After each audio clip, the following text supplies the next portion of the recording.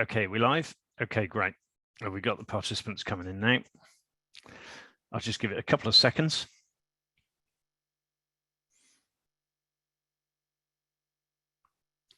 Good. Okay, well, let's get going. Okay, good morning, everyone, and welcome to the November NSA Breakfast Club.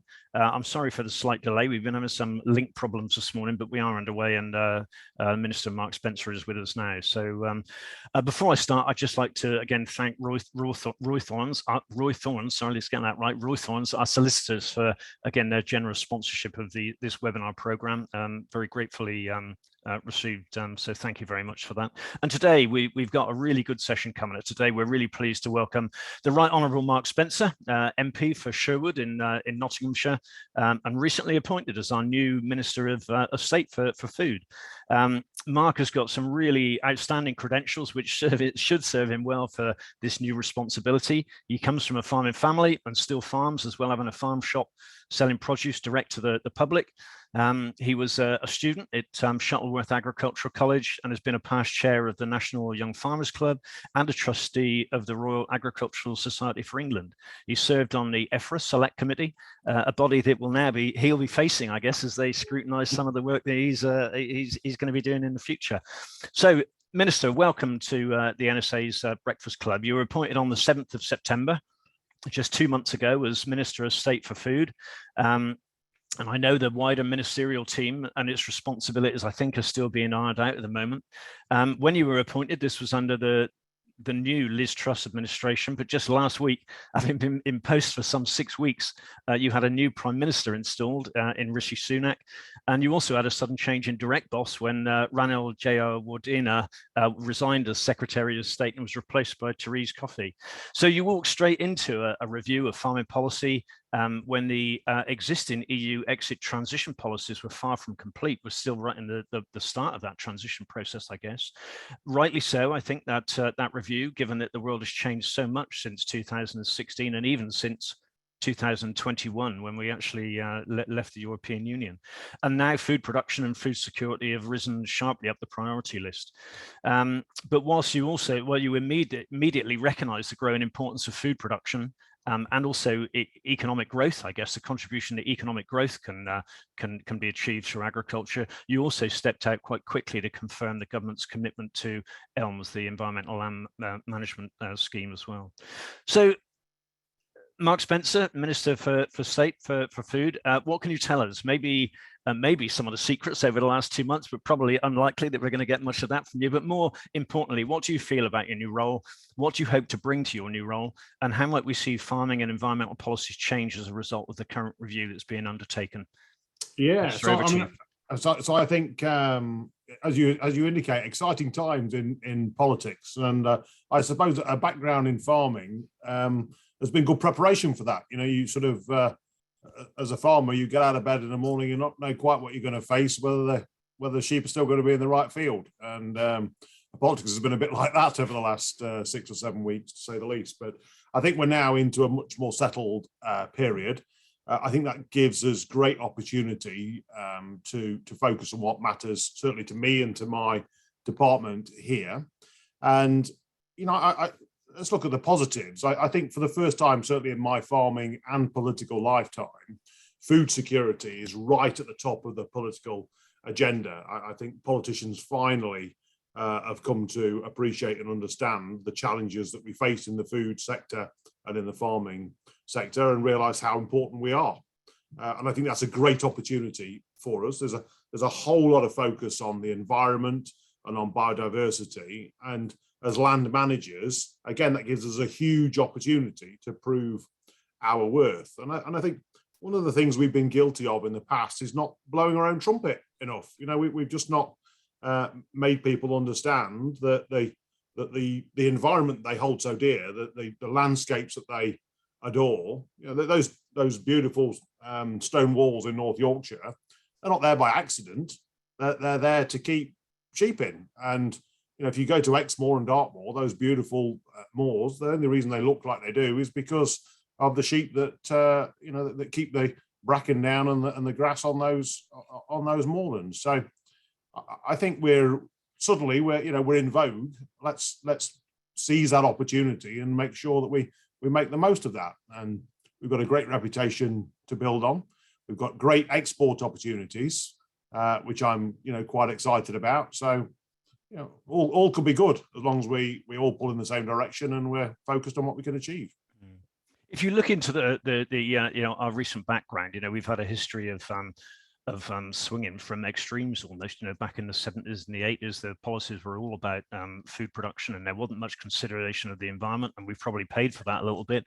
And then the response to that was to swing away from food production entirely into environmental policies. And now, it must be the opportunity to try to get that balance right. And you're quite right that most of our landscape was created and formed through agriculture. Much of our wildlife and our nature actually has got a close relationship with food production.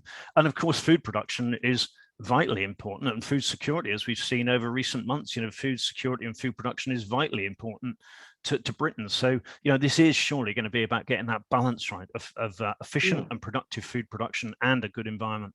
Yeah, and innovation can help us as well. I'm really excited about some of the biotech opportunities that there are out there for the industry, and I think we're living in a very exciting sector, and we need to evangelize about that a little bit more and make sure that the next generation come into the industry, because I do see still a sort of loss of that talent where very bright kids leave the family farm and go and do something else in another industry. We are going to need the brightest and the best to come into farming and into agriculture if we're going to solve these challenges, and we're going to be able to innovate to keep us at the forefront of global agrinomics, if you like. And it will in the future be great to be able to welcome you to some of the National Sheep Association's events, because I think what you'll see there is that this is a sector where we're still seeing a good number of young people coming into our industry. And again, not just numerically, but also the caliber of those young people is really quite staggering. And to make sure that they've got really good, successful opportunities is going to be crucial in the future, I guess. And that brings me to probably the overriding question here, which is about the future of agricultural budgets as well. The situation we're going through at the moment is going to be really challenging for the Chancellor and the Treasury. There will be questions about stripping back expenditure. How confident can we be that we're going to maintain or even build? I would say that we can make an argument that we could even grow our investment back into agriculture and land management and the environment. Yeah, so we've got to prove our worth, haven't we? We've got to demonstrate to the taxpayer and to the exchequer that the landscape they hold so dear and the environmental benefits that we bring and the carbon we're able to absorb into the ground is worthy of that investment. And I think once we start to roll out these new schemes, I'm very keen to try and get as many farmers involved as possible on that journey. And I'm hoping to shape it so that, if you like, the first run on the ladder is accessible and easy. And I think once that we prove to landowners and land managers that this is not as bureaucratic and challenging as they might fear it is, that actually it is relatively easy to get involved and we can build a bit of enthusiasm in that direction, I think we can prove to the taxpayers and to the exchequer that we are worthy of that investment and support. And payment rates are going to be important too, aren't they, to attract people in? And of course. So, as I say, those stone walls and those hedgerows aren't there by accident. We need to prove that they are, worthy of our support, and that there's an environmental benefit in terms of certainly with hedgerows, that they're there to be able to access by bird populations, not only to nest but to feed. That the amount of carbon that they absorb is worthy of investment. Lots of things we can do. And I mean, actually, there's also quite a lot of reward in terms of the sort of the bio balance, shall we call it, in those strips next to hedgerows, where if you're growing arable crops, instead of spraying insecticides, if we can make the most of ladybirds and lacewings that go and eat aphids anyway, there's actually quite an environmental benefit in some of this stuff. So, I felt that in the area of grassland. I mean, obviously sheep farming is very closely associated with grassland in our lowlands and our uplands as well. And for a long time, we were under challenge from the tree plant, the forestry and woodland sectors, and the rewilding movement. That by changing our land management, we would do more to build nature and to build carbon.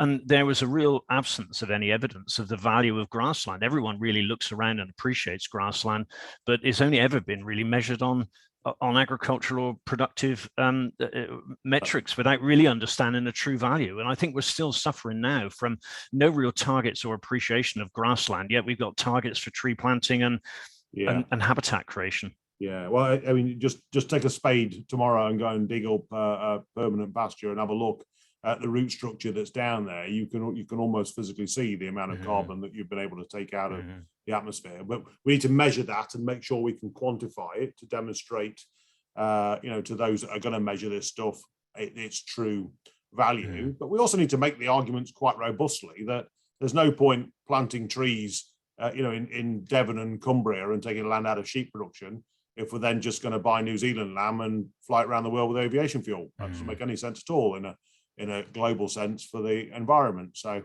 locally produced food is of benefit to the environment. Absolutely. So I want to, we've only got limited time, unfortunately. We only got it till 9:30, so we need to squeeze as much as we possibly can. I want to get into more depth in the subject of sheep farming, I guess. But, Britain's got a long and successful history of sheep farming. Much of our wealth in previous centuries was built on wool, and now our main output is sheep meat, as you know. Again, you may know already, but we are the 6th largest ranking country in terms of sheep numbers globally, which for a small island is fairly impressive. And even more impressive, I think, is the fact that we are the 3rd largest sheep export globally, behind Australia and New Zealand. Again, for a small island, that's a fairly impressive statistic, I think, and it gives an indication of the efficiency of our sheep production and also the supply chains that manage to, turn what we produce out in the fields into products that are then sold and exported across the world. But we achieve that at the same time as being a truly multifunctional sector, I think, both in the hills and the uplands and the lowland grassland regions, and increasingly within arable rotations, the role of sheep rebuilding soil fertility and the like.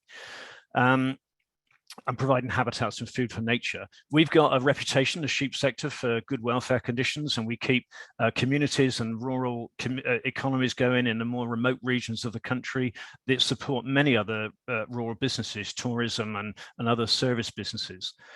We've seen 2 years of relatively good prices just of late for lambs and cull ewes and for store and breeding stock as well. And this has definitely put some confidence into our sector. And up until recently, we've shown some real resilience against growing input costs, probably more resilience than some of the other farming sectors as well. But this winter is going to be tough, with the south of England still trying to recover from some of those drought conditions, a shortage of keep, low yields and planters of overwinter in forage crops as well. So we know that this winter is going to be really quite tough, and tough as well, because I think a lot of farmers will have had 50% of their BPS payments, and suddenly in January or whenever the BPS payment coming through is going to be probably much lower than they would be normally used to. Overall, looking forward, global conditions look fairly positive in the long term, but managing that change is going to be really hard. We've had 2 new trade agreements. So the first ones that we've really encountered as an independent country, a third country, but those trade agreements have been with the 2 largest sheep producers in the world. So inevitably, there's going to be some nervousness within the sheep sector about the effect of those trade deals with both Australia and New Zealand. They mean that even if there's no immediate impact over next year, in 5 years even, we are at risk in the future. And there is no doubt in my mind that our welfare and our environmental standards are not equivalent between Britain and New Zealand and Australia. And all those differences will bring costs and cost savings for other countries, which distort the cost of production. As a nation, we export some 30 to 40% of British sheep meat, and those export markets are absolutely crucial. But that still means that 60% of our product or thereabouts is sold domestically. And an important and a growing part of this is via direct and independent and local sales. These are products that you've said already have got low food miles and are really rich in provenance. But these markets are dependent on low throughput abattoirs that are closing month by month. Last week we heard about the Tottingworth abattoir down in the southeast closing, and a few weeks ago it was John Metric up in Derbyshire in the Peak District, another small independent low throughput abattoir was closing. One of John Metric's problems was the fact that during COVID, when our supply chains and retail patterns changed so much, there was a demand from high street butchers and farm shops for a while. They exceeded the thresholds during that time, and then moved up to another level of OV attendance and charging. What can we do to ensure that we maintain that network of small and local abattoirs? That domestic market is going to be crucial, and if it's going to grow, those small low through abattoirs are going to be absolutely essential to this. Yeah, I mean, it's one of the first questions I asked actually when I took over the job, and we're sort of doing a sort of low level, if you like, investigation within the department to see what we can do to assist. I've been engaged with the Food Standards Agency and colleagues within the department to sort of have a look at what we can achieve and what we can do to help and support that small network of abattoirs. And if there's a way in which we can deregulate to try and put less bureaucratic burdens on them, then we'll certainly look to do that. The challenge is that what we cannot do is undermine the confidence in the food sector. You know, we're very fortunate in that the consumers have full confidence in our food sector that the food they're buying is safe, and we can't do anything that would undermine that safety confidence, if you like. Because I think, you know, in the past when we've seen what's happened with horse meat or obviously salmonella in eggs is another good example of where government does something, it undermines the confidence of the consumer, and then, you know, boom, you end up destroying your market overnight. We've just got to tiptoe around that and make sure we get it right. But it's something I'm very much aware of, and certainly my part of the world where we're farming, you know, in Nottinghamshire now does not have an abattoir in the whole county. There is not. I have to go to Derbyshire to take sheep and beef there. It's you know, it is a challenge that I recognise, and we're looking to try and help and support if we can. Do you know, we've done a lot of work on at the NSA on creating differentiation in the sheep meat market, in particular, I guess, trying to develop that market for mutton. And in surveys that we've done amongst members, that would be one of the most restricting aspects of people getting involved in this market, is the fact that they don't want to transport their animals, you know, 100 miles, 200 miles, and then go, you know, go back and to bring the carcasses or the cuts back again. You know, that local abattoir network is absolutely essential. And I guess, you know, the timeliness of this is going to be really important, and message of confidence messages to make sure that those low throughput abattoirs stick in there, because if we've got plans to improve the situation for the future, we don't want to lose any between now and then. So, you know, what are the sort of timescales that we're looking at for some of these changes? Well, so I mean, we can certainly, by the time we get to New Year, I think we'll be in a position to have assessed the situation. You know, what I don't want to do here is overpromise. You know, I'd rather overdeliver than overpromise. But it's something that is very high on my agenda. It's something I'm very conscious of.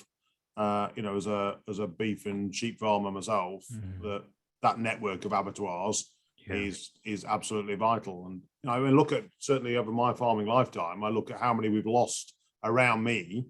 You know, there were 3, 4, 5 big abattoirs I can think of within the city of Nottingham itself, not to mention the county, and now to not have any, it is a huge detriment to those, particularly those small producers, as you indicate, who are supplying local butchery shops and smaller outlets. And maybe there is a way to distinguish between those abattoirs that are providing the facility for export markets and for, you know, for large contracts, and those that are just doing small domestic work. Absolutely. Okay. Well, look, we look forward to working closely with you and your department on trying to find some solutions to this. Let me move on now. I'm going to dodge around a few subjects really, but I want to talk a little bit about trees as well and tree planting targets, and the concern that we've got that we are already losing a lot of upland, hill, and hefted flocks due to tree planting targets and incentives for planting trees. And this is already leading to the loss of some of those really traditional hefted flocks that are already doing such a lot for the environment and for the landscape. One of the reasons for this, I think, is because land in the uplands is essentially cheaper. You know, it's not always the best land to plant trees on. It's not always the most productive land for trees, but it is cheaper, and people can hit their targets and they can get those incentives simply by planting trees. You know, yet we are losing a really valuable part, an environmentally valuable aspect of the countryside, and a socially important aspect of the countryside too. You know, there's plenty of evidence out there that grassland is every bit as good as trees in terms of sequestering carbon in the soil. What can we do to try to put the brakes on that and make sure that we don't lose some of the most valuable ways of managing these upland regions? Yeah, I mean, I think that leads to a wider question about land use, actually, and it's something the government's giving quite a lot of thought to, as to, you know, what we use land for. You'll have seen the huge debate around solar panels and whether we should be putting solar panels on productive arable land. It's something that we do need to give a lot more thought to before we, as you say, make the mistake of, it is irreversible pretty much. Once you plant trees on a piece of land, it's very, very difficult to get it back into agricultural production. That is a one-way street. I mean, I looking around me, you know, there are lots of brownfield sites, former collieries and you know, sort of pit tips where there is an argument to say that planting trees on that land would clean it up, would make sure that it holds it together so it doesn't deteriorate with rapid rainfall.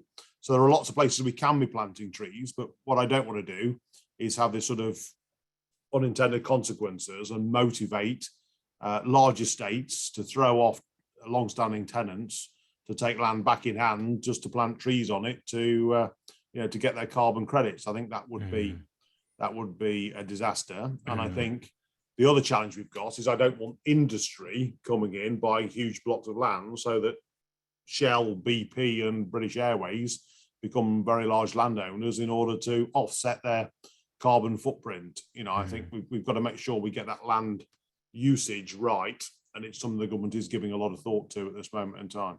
That's great. Well, that's really encouraging to hear. And I think as an organisation, you know, we've definitely supported the planting of more trees, but we've done it within the context of integration within a predominantly farmed landscape, I guess, rather than giving up large areas of land. That is the right way to do. You know, everybody's got a sort of wet corner of a field where it's difficult. You know, where every time you go out on the quad, you get it stuck. So you may as well just go and plant some trees in that area and fence it off and not allow poaching and you know, make sure that we get some environmental benefit. Now, if those government schemes encourage you and support you to do that, that has to be good news for the environment and good news for us as farmers. Let me just talk a little bit. I don't want to talk too much about Brexit because that could take up the whole of this hour's webinar, couldn't it? Really, but Brexit has certainly had a number of quite difficult impacts on the sheep sector, and sometimes it's difficult to see many Brexit bonuses at the moment. I mean, longer term, you know, I accept that we may start to see some of those bonuses come through, but you know, over this last couple of years, our export volumes to the EU have fallen sharply, largely due to costs and delays and additional paperwork. And I'm sure you'll be aware that we've, since January 2021, we've not exported a live breeding sheep across the short straits to the European Union because of the absence of live animal border control posts over on the other side of the channel. Yet we're still happily bringing stock in. We're importing stock from Europe to the UK, and we've found a way to do that and to go through the proper biosecurity and quarantine protocols. But we've got a number of sheep breeders whose business is very dependent on selling high quality breeding stock, live animals over to a number of European countries. It's really hurting people. Again, what can we do about this? What can we do to create a breakthrough for these farmers? Yeah, which is much more challenging, if I'm being honest and direct with you. So there is a huge lobby within Parliament that is anti-live animal exports. That is politically a very big challenge, and you'll have seen protests at ports where people were laying in front of lorries trying to stop calves going to the But I'm not talking about animals for slaughter. I understand that. Yeah, I understand that, but you know, this audience here today understands that argument and understands what we're trying to achieve. Unfortunately, in the real world out there, our consumers and my constituents don't understand the difference, and we've not done a very good job at explaining the difference between an animal that's going for breeding purposes and an animal that's going for slaughter, and all they see is animals being rammed on a ferry to but the problem we've got now isn't being brought about by public opposition, as it is being brought about by a lack of negotiation, a lack of infrastructure. We haven't even got the facilities to be able to move anything across that channel. And as a result, some people out of desperation are moving animals from GB across to Northern Ireland and then all the way down through Southern Ireland and across a much further ferry crossing. Which is, again, one of those unintended consequences that you mentioned earlier. People try to do something for the right reasons and they fail to foresee the actual impact. This, to my mind, is a negotiation and an investment issue between ourselves and the European Union. And the fact that maybe we've given away one of our strongest negotiating cards by allowing animals in whilst we can't export animals to the European Union. Yeah, I'm just alive to the political danger of opening that box up. That's my hesitancy, to be honest. My sort of caution is if we sort of open that box up, then there is a huge left-wing animal welfare lobby out there that's going to jump on us quite hard. And what I don't want to do is try and do something positive and end up going backwards. So we'd have to just think that through before we were raising the profile of that. But I accept it is about negotiation with the EU to reopen those ports. But one of the arguments I'm deploying when people are saying to me here is we need to ban live animal exports, which we've not done, is that's not necessary because we haven't exported a live animal since Brexit. Absolutely. So we just have to think that through before we go down that road. And it's certainly a conversation which I'm open to and to continue with you in the future, but we just have to work together to make sure that we get the messaging right around that. Again, just as a matter of principle, this might come up in a moment, but just as a matter of principle, I think at the NSA and a lot of other farming organisations, I think would say similar, that we've been pulled into willingly and necessarily, I think, to a whole load of new Defra policy work. People are working beyond flat out to keep up with the amount of policy work that's going on, and on so many fronts we're finding it difficult to pick up some of the policy issues that are really important to us.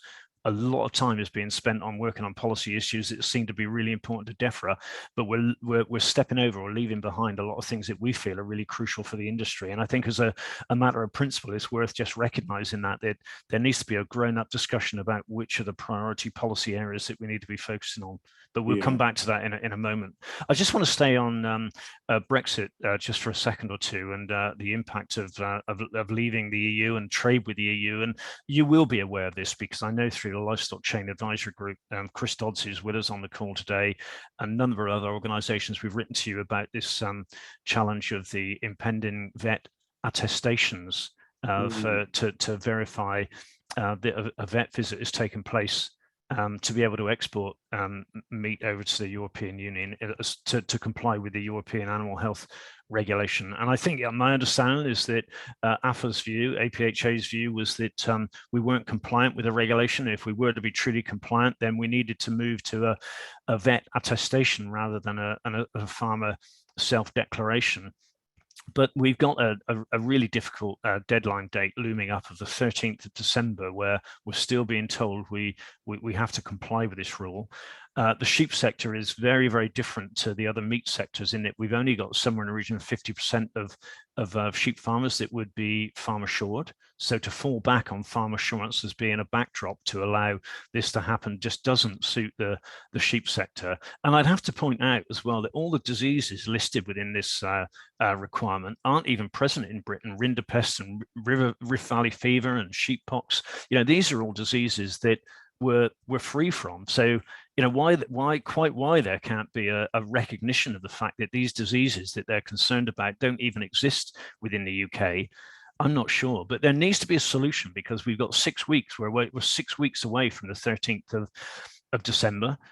There's no way at all that we could actually get vets. There's not enough vet capacity to go out and do vet attestations, even if we were to do that. even if we were to be able to do that. So I know you're aware of this. Have you got any good news you can share with us on this front? If I'm honest, I don't think there is very much good news.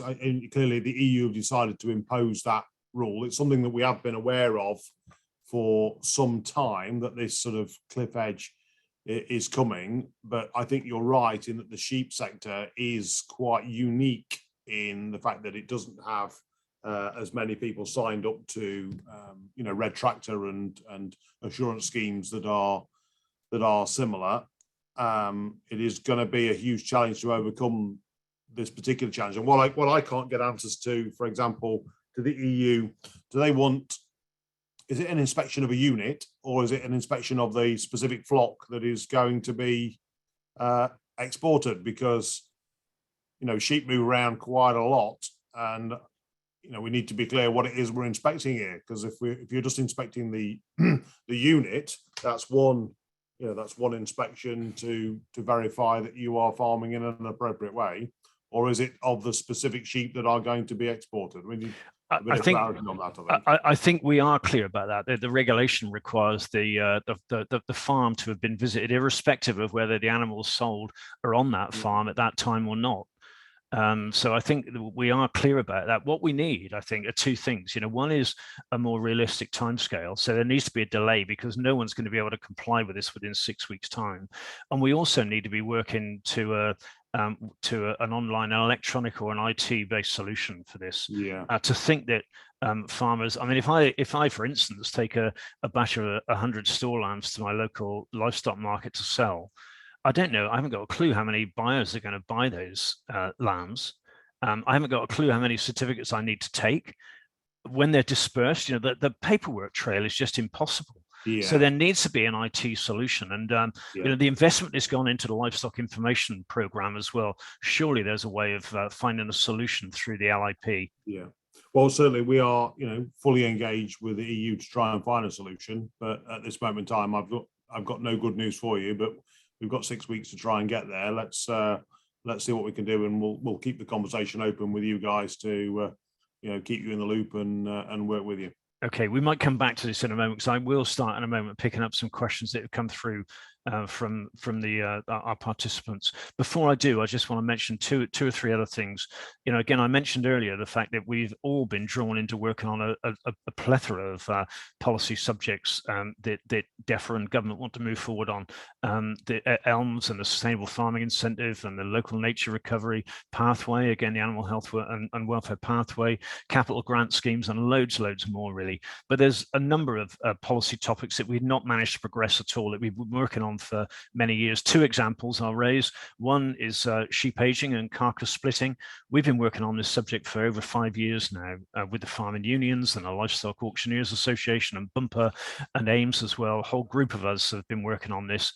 And we got to a point once where it was agreed with the European Union, it was signed off by the CVO, and the Food Standards Agency blocked it effectively. We're still in a situation now where we're assessing sheep aging by tooth eruption, and as you know, that's a pretty imprecise science, and we assess that it's costing the industry somewhere in the region of 24-25 million pounds a year in terms of loss of value of carcasses, and in terms of time spent checking teeth, through the supply chain as well.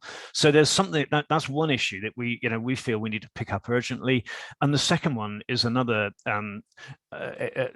subject where we feel there's some real market benefit as well as some food safety benefits, and that is the legalization of smokies or skin-on sheep products. At the moment, the production of these products is illegal due to the fact that the regulations require carcass inspections to be done after the sheep has been skinned. So when you leave the skin on and just smoke the wool off or burn the wool off, legally carcass inspections can't be done. Again, this is a proposal. We've produced draft proposals for the Food Standards Agency that have been with them for nearly 2 years now, and we just cannot get any movement on it at all. And during all of that time, that market is being served through illegal products that risk disease coming into the country and risk food safety, and on the basis that there are no checks being done at all. So what can we do on these issues to try and push them forward, because we're not making any progress whatsoever? Yeah, so let me. So if I'm honest, I need to look at that again on certainly on the skin left on products. I just reiterate, we've just got to tiptoe around some of this stuff and make sure that we don't have unintended consequences, because the consumer has huge confidence in UK lamb at this moment in time, and the Food Standards Agency play a huge role in maintaining that confidence in our product. And if we were to relax some of the rules around splitting carcasses, the danger is that there are those out there that would seek to do us harm, that would seize that opportunity and start to cast aspersions upon our product and say it's no longer safe. That would be a disaster for the industry if we were to have our reputation for safety tarnished. We have to have that in mind, I think, at all times, because we've got huge confidence in UK consumers on our product, and we can't do anything that would endanger that. So it's a conversation I'm willing to have and trying to help and support. But I think we would have to proceed quite cautiously and make sure we took consumers with us on that journey. Thank you, Mark. Thank you. Okay, I want to turn now to a few questions that are coming in from the audience. I've got a couple of pre-submitted questions. The first one, the previous administration, we're talking there about your administration, I guess. The previous administration had a heavily trade-orientated agenda. Do you think the new Secretary of State will prioritise trade and, importantly, internal and existing trade with the EU, especially considering its value to UK lamb? So essentially, is there going to be any change or difference in terms of our trade policies compared to the previous administration? Yeah, so I think, honestly, I don't think there was a lot of difference between the Johnson, Truss or Sunak administrations in terms of our desire to improve the environment, improve biodiversity, and increase trade around the world. And I think there is massive opportunity to try and push UK sheep sales around the world. We've seen what's happened. We finally got sheep back into America. I think there is a massive market in Asia for UK sheep meat and for UK lamb. And I also think there's an opportunity to work globally, actually. We fear the New Zealand and Australians. Well, actually, in terms of seasonality, they're producing sheep and lamb at a different time of year to us. There's actually opportunity to work across the world to supply different markets at different times of year. So I'm pretty optimistic about the future of trade for UK sheep meat. I think we've got a fantastic product. I just need to inspire my colleagues in DIT to get out there and to make sure they push it. And they've done a very good job with pork. Why can't they do a similar job with sheep? And I think what we're seeing with the America trade deal, the American, opening of the market is the first green shoots of optimism and new markets. So, I'm very much up for that fight, and I'm going to try and put a bit of pressure on DIT to get out there and sell our wares. Absolutely. And again, joined up government policy is going to be essential here. What we can't have is DIT out there busy trying to open up and develop new markets, and then Defra putting barriers in, such as the vet attestations, so that we simply can't comply with the rules and regulations. This needs to be joined up. Yeah. I mean, so obviously there are other countries around the world that seek to put in sort of non-tariff barriers, and you sort of wonder if this inspection regime by the EU is another barrier for us, another hurdle for us to overcome, to make it more difficult for us to export to the EU. We've got to be on our toes. We've got to be able to meet these demands. If we're going to supply these new markets, we need to recognise what the demands of that new market are. And we've been pretty adept in the past at meeting those hurdles and clearing them. So, and one of the real strengths of the sheep sector, I think, over the years has been the fact that we have got a wide range of market opportunities. From those export markets through to we're here domestically. I guess our supermarkets, our wholesale markets, the halal market is a big one as well. So, continuing to invest in and push for new market opportunities is going to be crucial for trading and competition and keeping those prices high. There's absolutely no doubt about that. Let me move on to another pre-submitted question. How do you plan to ensure that new talent and new entrants are provided with sufficient support and opportunity when there is such huge demand for land from outside interests? So there's a question there about support, encouraging young people, support for young people, and trying to inspire and support that new talent that's coming into the industry. It needs investment. Yeah, so I don't see that as just my job, to be honest. I think as an industry, we have a responsibility to make sure we encourage and adapt to give new entrants and young people opportunities. And I think the new support regime will give those opportunities, but there'll be lots of people out there who are reaching the end of their farming career who might not have family to take on their farming unit. And I hope that they will give some thought to who they're going to work with in the future, and will they give a new entrant an opportunity to work together with a sort of share farming agreement or that sort of opportunity, because we do need that talent to come in. And I look at the universities and, I've got, my daughter's just left Harper Adams.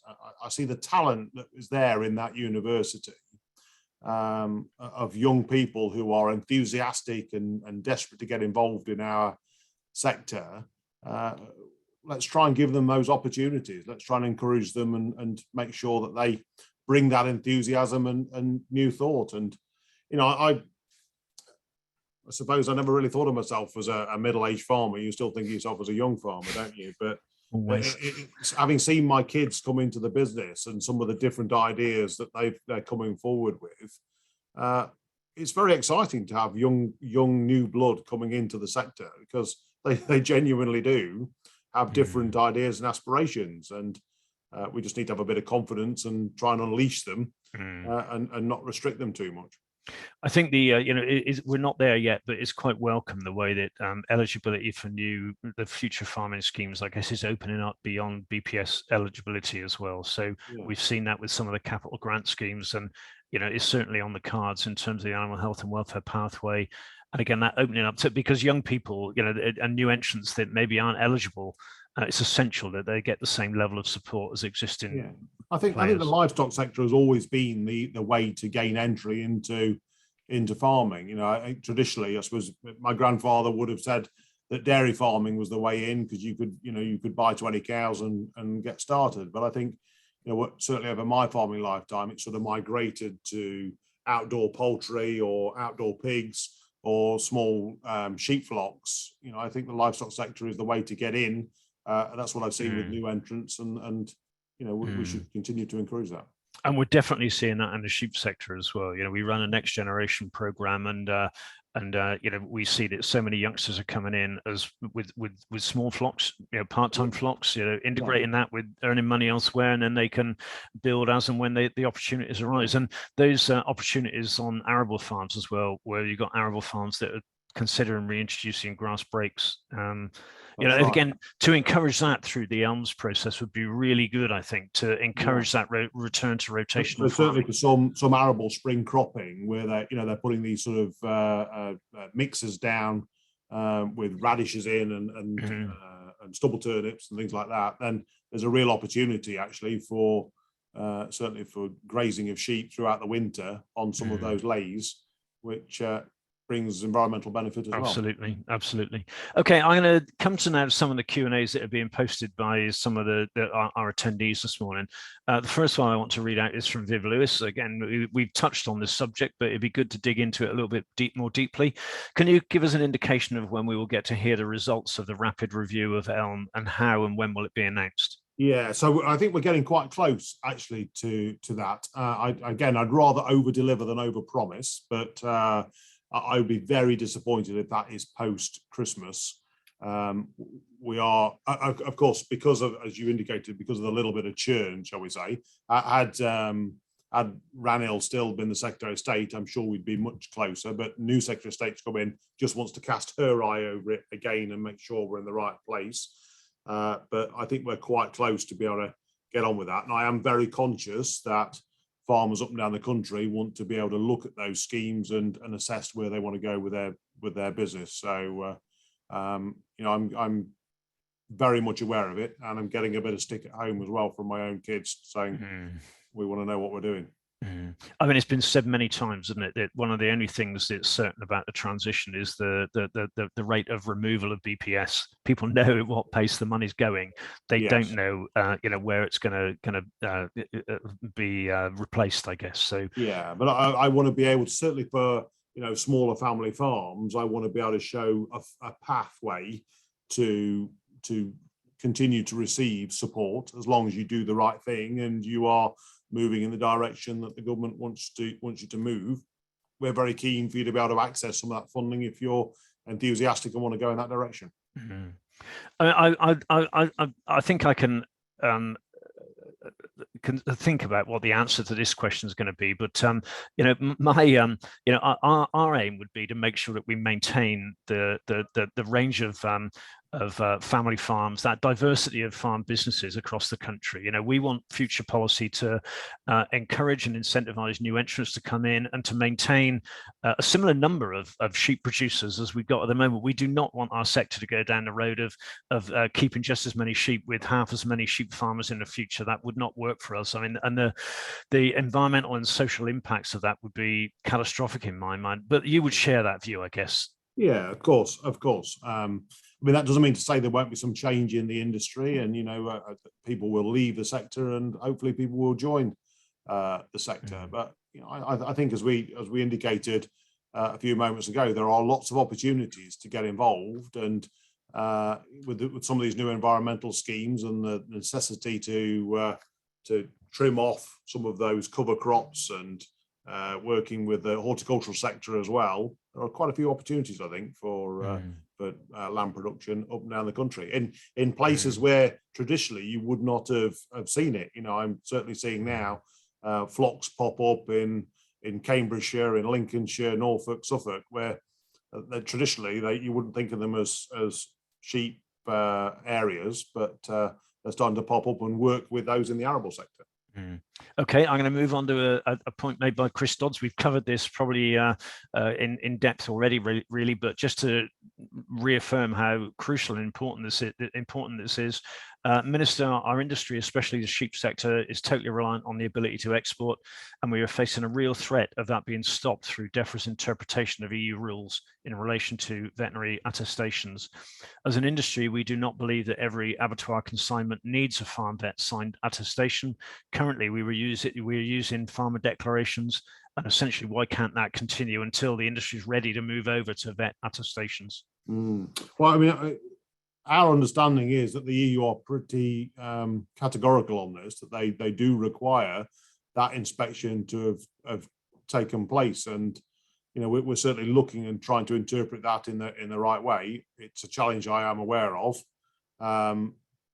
We've got to try and find a solution, but again, if we're going to export to these markets, we have to unfortunately meet the hurdles that they put in our way, and I'm afraid the questioner is right in that it is our interpretation that those vet inspections need to have taken place.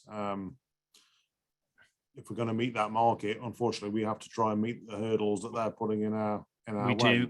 I think everyone's saying we need a transition, and we probably need that transition to be negotiated so that we can do what we're expected to do. Because at the moment, it's being seen as being unfeasible. Well, those conversations are ongoing, okay. And I can't, I much as I'd like to sit here and say, don't worry, it's all going to be all right. Yeah, I'm not in a position to say that at this moment in time, but that doesn't mean to say that I'm not aware of it. Absolutely. And I'm not working to try and resolve it. Great, thank you. A comment by Ian Kennedy.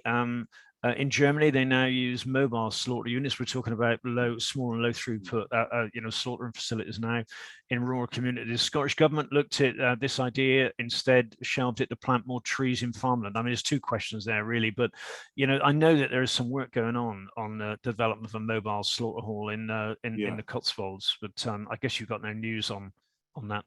No, but other than there's also some work on the Isle of Wight as well, where they're quite keen to have mobile slaughterhouses. I think there are a few hurdles to get over there. Obviously you've got to also have refrigeration on site, so it needs a number of sort of containers. It's not just one container where you can dispatch the animal and and then remove the SBO, you've got to make sure that the lairage facilities are right and the refrigeration facilities are right to meet all of those regulations. But it's something that we're quite keen to try and support if we can, and at the same time as looking at these smaller abattoirs, if we can support them. So okay. It genuinely is top of my agenda to try and help and support and resolve that challenge. Okay, we've got a number of commons graziers here in this webinar this morning. There's a question here from Anne Wilcox, who farms down on Dartmoor, about the importance of commoners and common grazing, and those that network of farms that often surround large areas of commons, and how important those commons are to them. And over the years, I mean, the pressure we've had on sheep numbers and cattle numbers grazing on commons, on the basis that Natural England want to improve the vegetation. Quite often, what happens when you remove stock is that you get another form of monoculture come into place, be that Molinia grass or bracken or scrub, and in doing that, it's really putting the viability of the future of these farms in question. In my mind, there needs to be a big debate really about the management of our uplands and those commons areas, and the fact that the way that those areas have been managed for hundreds, if not thousands of years is under question now, is leading to some real social and environmental damage. Is there anything you can do to facilitate that discussion, because it's not being had at the moment? Yeah, so I think there is something we can do. I'm very keen again to have that conversation. I think we as a sector need to be making that argument widely with the general public, and make sure that they understand that the beautiful landscapes they hold so dear, and Dartmoor is a very good example of that, is only there because of the way in which it's been managed and grazed by sheep over hundreds of years. And if you remove the sheep from that landscape, then it will change dramatically. It will soon return to bracken and to silver birch trees quite quickly. As a sector, we need to be banging the drum and making sure that people understand that, and I'm certainly hope to be part of that voice, making sure we communicate to the public. Okay, I know we're getting close to time, but there's another question that's coming from Paul Barnes. Paul is up in Cumbria, and this again is a similar question, and on the basis that our environment in Britain is very much a farmed environment, and this is all about getting that balance of the farming alongside good environmental management, right? But Paul says that 57 sheep drowned in one instance and 17 on the next. Environment agency dominated by water companies and Natural England Environment, which is not part of critical infrastructure. This is a question really about how we get that balance right. And all the talk about slowing water courses down to avoid flooding further downstream, these problems need really local solutions, and we need to recognize that our landscape is very much a managed landscape, and we can't rewild areas in isolation. It causes further problems downstream. So a lot of these questions are really very much about how do we put farming at the center of this, and then make sure that we achieve that good environmental outcome. It's really welcome that you've come into this post with your experience as Minister of Food, and hopefully we can now start to think about food production circled and encompassed by good environmental performance. But we need to demonstrate our public good, if you like. We need to demonstrate that we are on the side of the public and that we are bringing benefit to the public. And if your house is flooding in a village down the valley, you want to know that the farmers up in that sort of catchment area are doing all they can to try and assist with that problem, not make it worse. And I sort of hear your frustration about holding water further upstream, and obviously if livestock are drowning, then that is something we want to avoid. But I actually think there's quite a role for us there in assisting with keeping water upstream in intense rainfall moments, to try and stop people's houses flooding further down the valley. And actually I think that will put us in good stead with the general public. We're part of the solution. We're assisting with some of the challenges that they face, and I think that's good for our reputation as UK farmers. Absolutely. I'm keeping a close eye on the time, and it's just after 9:30 now. Just to reiterate the importance of these vet attestations, Brian Griffiths, who used to be chair of NSA, is in Australia at the moment, and he's, Lord knows what time it is over there just at the minute, but he's on watching this, and again is just reiterating the importance of trying to find a solution to these vet attestations. But listen, there's plenty of other questions that have come through, and we carry this on for another hour, but I know that you've got other appointments that you've got to make. And I'd just like to thank you very, very much for coming on and joining us, fairly early in your role in this post, and for being so open and candid and dealing with a very wide range of discussion topics as well. So, thank you very much indeed. And I certainly look forward to working closely with you in the future and welcoming you to lots of NSA events in the future.